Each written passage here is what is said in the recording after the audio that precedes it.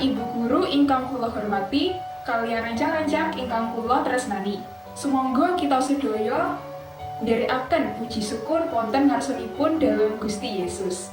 Kunjuk ikhlas dalam yang Rama, Sang Hyang Putra, Tuhan yang Suci. Amin.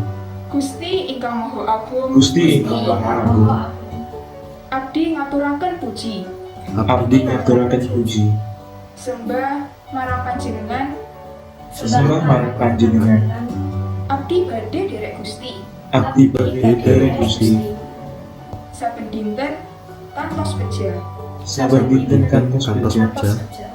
matur nuwun Gusti, amin. Matur nuwun Gusti, amin. Kunjuk ikhlas dalam yang Rama, Sang Hyang Putra, Tuhan yang Suci. Amin. Halo semuanya, pada kesempatan kali ini saya akan memberitahu kalian langkah-langkah syuting dalam bola basket. Nah, sebelumnya saya akan menjelaskan apa itu syuting dalam bola basket. Nah, syuting itu merupakan salah satu teknik dalam bola basket dengan cara menembakkan bola ke dalam ring basket dengan menggunakan satu tangan. Nah, selanjutnya saya akan menjelaskan langkah-langkahnya. Langkah yang pertama, kalian posisikan badan kalian tegak seperti ini. Nah, lalu selanjutnya posisi menggenggam bola basket. Untuk posisi menggenggam bola basket, yang pertama posisikan salah satu tangan memegang bagian samping bola basket seperti ini. Lalu untuk tangan yang satunya posisikan memegang bola basket pada bagian belakang seperti ini. Nah, setelah itu posisikan kaki kalian agak lebar sedikit. Lalu untuk langkah selanjutnya kalian lakukan gerakan seperti ini, mengangkat bola. Lalu selanjutnya tinggal kalian tembakkan bola ini ke dalam ring. Seperti itu. Untuk menguasai gerakan salah satu teknik shooting dalam basket ini, kalian cukup melakukan latihan shooting ini, langkah-langkah yang sudah saya jelaskan tadi, minimal 10 kali dalam sehari. Nah, itu saja untuk penjelasan saya tentang shooting. Terima kasih. Sekarang kita akan belajar tentang bagaimana cara melakukan shooting dalam basket. Walaupun sudah umum kita melakukan basket, kita tetap perlu mengetahui bagaimana cara yang benar untuk melakukan pelaksanaannya.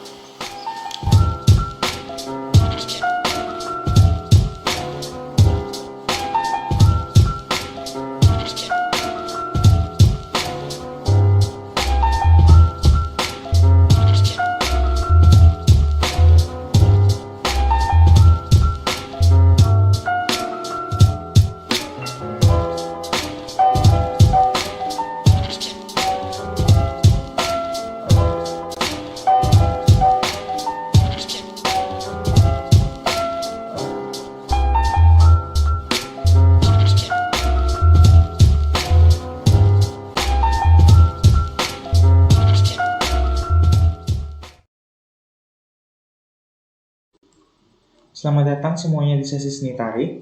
Kami di sini akan membahas seputar manajemen pergelaran tari. Selain bisa mengapresiasi suatu pertunjukan, kita juga perlu tahu dong, gimana sih caranya merancang suatu pergelaran tari itu. Nah, untuk mengetahuinya lebih detail, simaklah penjelasan berikut ini. Manajemen pergelaran tari adalah suatu proses perencanaan atau kegiatan pengaturan dan pengambilan keputusan sebuah pergelaran yang terhubung dengan pelaksanaan pementasan, mulai dari materi pementasan sampai pada artistik di atas panggung.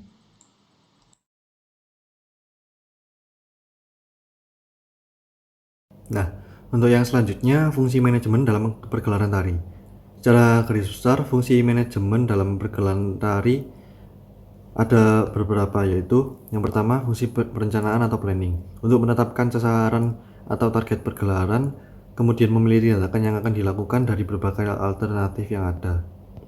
Yang kedua, fungsi perorganisasian atau organizing. Pengorganisasian dapat disebut juga sebagai kepanitiaan.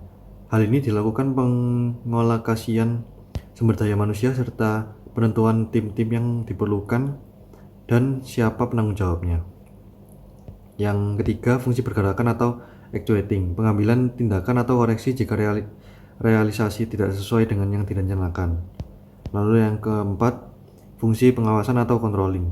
Di sini dilakukan pengawasan dalam proses pembuatan pergelaran tari untuk mengetahui sampai di mana proses atau rencana yang telah ditetapkan sudah terlaksanakan.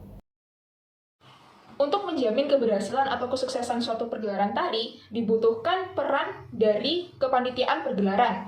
Nah, kepanitiaan pergelaran ini sendiri terbagi menjadi 3. Yang pertama ada tim produksi. Tim produksi ini merupakan orang-orang yang bertanggung jawab dalam pengaturan perencanaan produksi. Mulai dari pengorganisasian pementasan, lalu juga pencatatan dan pembukuan, penyediaan dana, dokumentasi, dan juga tiketing, yaitu orang-orang yang bertanggung jawab atas penjualan dan pembelian tiket. Nah, keseluruhan tim produksi ini dibagi menjadi yang pertama, ada pimpinan produksi, yang kemudian dibantu oleh sekretaris produksi, bendahara, seksi dokumentasi, seksi publikasi, seksi pendanaan, dan juga tiketing. Lalu yang kedua ada tim artistik. Sesuai dengan namanya, tim artistik ini merupakan tim yang berperan dalam artistik atau keestetikan suatu pergelaran tari. Mulai dari busananya, panggungnya, tata letak lampu, dan lain sebagainya. Tim artistik sendiri dibagi menjadi yang pertama ada sutradara atau koreografer, lalu yang kedua ada pimpinan artistik, yang ketiga ada stage manager, lalu juga ada penata panggung, penata cahaya, penata rias dan juga busana tarian, penata suara, dan juga yang terakhir adalah penata musik. Dan yang ketiga dari kepanitiaan ini adalah house manager. Next.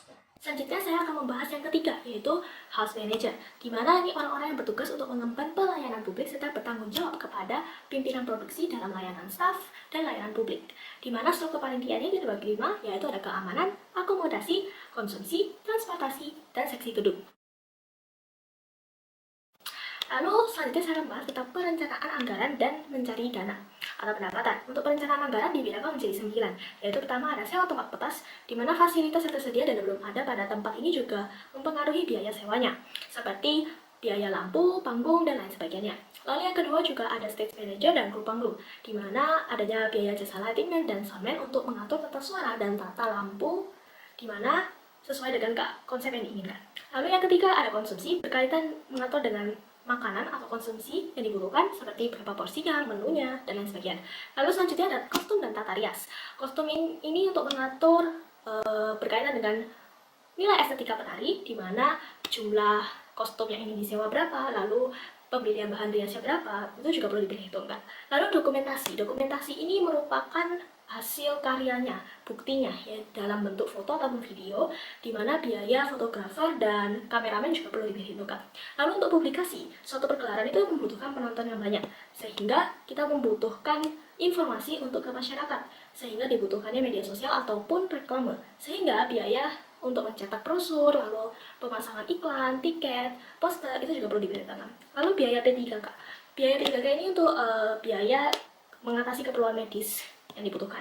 Lalu selanjutnya ada penyediaan genset, dan yang terakhir ada biaya cadangan. Ini untuk mengatasi keadaan darurat dalam suatu masalah. Lalu untuk perencanaan pendapat dibedakan menjadi 3, yaitu pertama ada iuran, di mana dilakukan oleh pihak penyelenggara atau panitia dengan jumlah yang sudah ditetapkan. Lalu yang kedua ada penggalangan dana, di mana dilakukan kepada tokoh-tokoh atau seniman yang memiliki kepedulian terhadap seni, pelaku seni, dan pemerhati seni. Yang ketiga ada sponsor, jika dana terkumpul itu masih kurang, sehingga penyelenggara dapat membuat proposal untuk meminta bantuan dana sebagai bentuk kerjasama kepada perusahaan lain. Sekian dari Seni Budaya.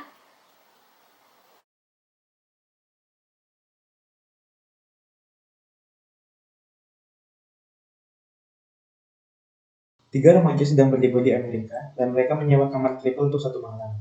Ketika mereka sampai di hotel, mereka membayar biaya $30 dan naik ke kamar mereka. Potan membawakan tas mereka dan mengembalikan $5 karena hotel ini mengadakan acara khusus pada malam hari. Ketiga temannya masing-masing menyimpan $1 dan memberikan tip $2 kepada portir. Kemudian mereka duduk untuk menghitung pengeluaran mereka untuk akhir pekan dan menemukan bahwa mereka memiliki masalah. Mereka masing-masing membayar $10 untuk kamar itu dan masing-masing mendapat $1 kembali. Memberikan kontribusi mereka $9, kemudian mereka memberi portir tip $2, namun 9 kali 3 adalah 27. Ditambah $2 adalah 29. Kemana uang ekstra itu pergi? Jawabannya yang ini agak berbelit-belit, tapi intinya adalah matematika ketiga teman ini salah. Mereka tidak menghabiskan $29, mereka menghabiskan 27, 25 untuk kamar, 2 untuk tip. $3 yang tersisa dikembalikan kepada mereka.